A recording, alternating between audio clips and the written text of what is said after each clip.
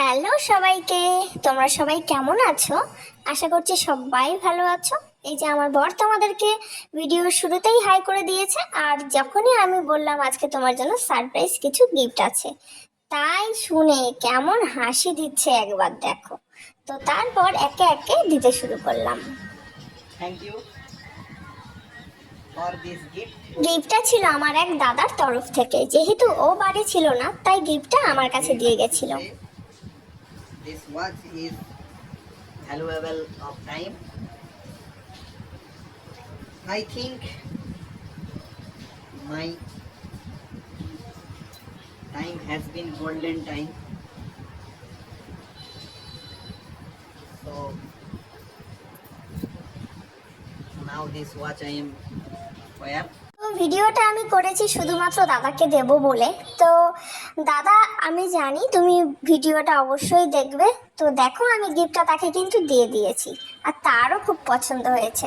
আমার বর যেহেতু ব্যস্ত মানুষ, প্রায় 10 দিন 12 দিন এমনকি 15 দিনও পর বাড়ি আসে, তো সে যখন বাড়ি আসে তাকে ছোট ছোট উপহার দিতে আমার বেশ ভালোও লাগে।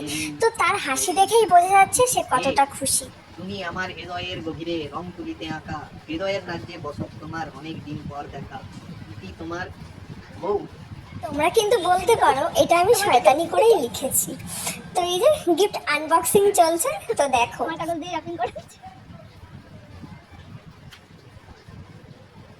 আবার প্যাকেট, আবার একটি প্যাকেট, আবার এতে আই লাভ ইউ বর্মফাই।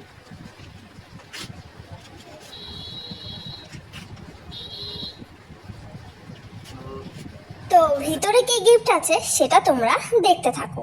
আর উপরে পেন দেওয়ার আমার একটাই উদ্দেশ্য, সে কিন্তু অনেক সুন্দর কবিতা লিখতে পারে। এখন কাজের চাপে সেই সব কবিতা বিলুপ্ত হয়ে গেছে।